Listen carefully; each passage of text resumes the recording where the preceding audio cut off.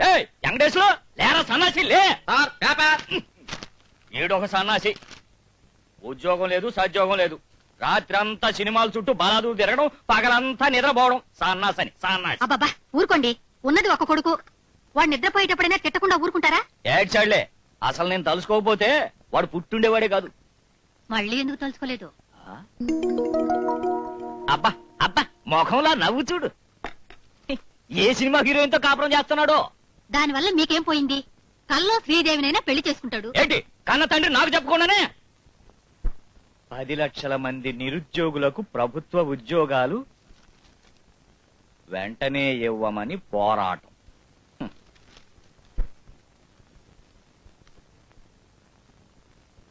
పేకాడికి నా సైకిల్ తీసుకెళ్తావు. మొన్న పేకాడికి సైకిల్ తీసుకెళ్లి ఒక కాటికి ఒక్కొక్క పార్ట్ ఇచ్చేసి చివరికి సైకిల్ చైన్ మాత్రమే తీసుకొచ్చాడు. దాన్ని సైకిల్ షాప్ కి తీసుకెళ్లి ఆ చైన్ కి సరిపడా సైకిల్ కొన్నాను మమ్మీ. ఏట్రా నువ్వు నాకు చెప్తున్నావా? అసలు నేను తలుసుకోకపోతే నువ్వు పుట్టుండేడు కాదురా సన్నాసే. 10 లక్షలు కాస్తుపరు. దాంట్లో 1 లక్ష అప్పివ్వు, బిజినెస్ చేస్తానంటే ఇవ్వవు. కనీసం నీ దగ్గరైనా డబ్బు ఉందని మేమంతా ఈర్చిపడుతున్నాం. మీ నాన్న ఏమిట్రా ఒట్టు పిసినారే? పేకాటికి డబ్బులు అడిగితే సంతోషంగా ఇస్తాడు. ఎక్కడి నుంచి వచ్చిన కన్న తండ్రిగా పుట్టాడో. ఇద్దరి జాతకాలు కలిశాయన్నారు. మాకున్నది ఒక్కగానొక్క కూతురు. మా ఆస్తంతా అల్లుడికే. పోతే మా అమ్మాయికి చదువేం లేదు. చిన్నప్పుడే వాళ్ళ అమ్మ పోయింది. కొంచెం గారాబంగా పెంచాం. తాడుకి పాముకి కూడా దాని తేడా తెలియదు. నాకిష్టమేనండి, కానీ మా వాడికి ఉద్యోగం లేదు, ఇక మీద రాదు. ఇంత కట్నం ఇచ్చి పెళ్లి చేసి రేపు తీరా ఉద్యోగం లేదని. అందుకోసమే కదండి మీ సంబంధం కోసం వచ్చింది. పెళ్ళైన తర్వాత మా ఇంట్లో ఉండి పొలం పనులు అవి చూసుకోవాలి. మీ పొలంలో పనిచేయడానికి మనిషి కావాలంటే వేరే ఎవరన్నా చూసుకోండి. వెళ్ళండి. నువ్వు లోపలికెళ్ళు. వీడేనండి మా అబ్బాయి. ఆరిని నువ్వేనా బాబా పెళ్లి కొడుకు? పొడుగు బాగానే ఉన్నాడు. మామయ్య మనకు బాగా ఉపయోగపడతాడు. బాబా లోపలికి వెళ్ళుకుని మంచిలు పట్టరా. నేను చంటి చంటి క్షమించు బాబు. ఏ ఉద్యోగం లేదు కదా, ఈ మాత్రం సాయం చేయకూడదా? పెళ్ళైన తర్వాత మనం దారిలో పెట్టుకోవచ్చు. చచ్చినా నేను ఈ పెళ్లి చేసుకోను. నాకు ఉద్యోగం లేదని ఎంత నీచంగా మాట్లాడాడో చూసావమ్మా. నాకు ఈ పెళ్లి ఖాయం చేస్తే నేను ఈ ఊరు వదిలి పారిపోతాను.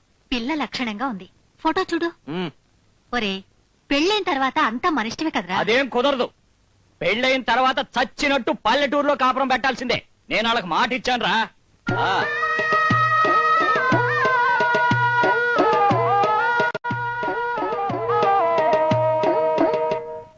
బాబు ఇంకా వారం రోజులే ఉంది నీ పెళ్లికి. బట్టలేం కొనుక్కోవా? పల్లెటూరులో ఉన్నాయి కదా, గోచి టవలు చాలు. అబ్బా ఎన్నాటగా తెలుసుకున్నాడే నీ ముద్దలు కొడుకు. బలవంతంగా పెళ్లి చేసిన తండ్రికి 100 కొరడా దెబ్బలు. జపాన్ లో వారం రోజులు అయిపోతే ఇండియా కూడా వస్తే బాగుంటుంది. ఏంటి ఇది? 2 శుభలేఖలు తిరిగి వచ్చాయి. అడ్రస్ తప్పు రాచచ్చావా? లేదే.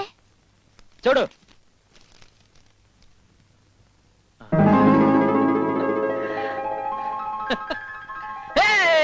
నాకు ఉద్యోగం వచ్చింది, నాకు ఉద్యోగం వచ్చింది.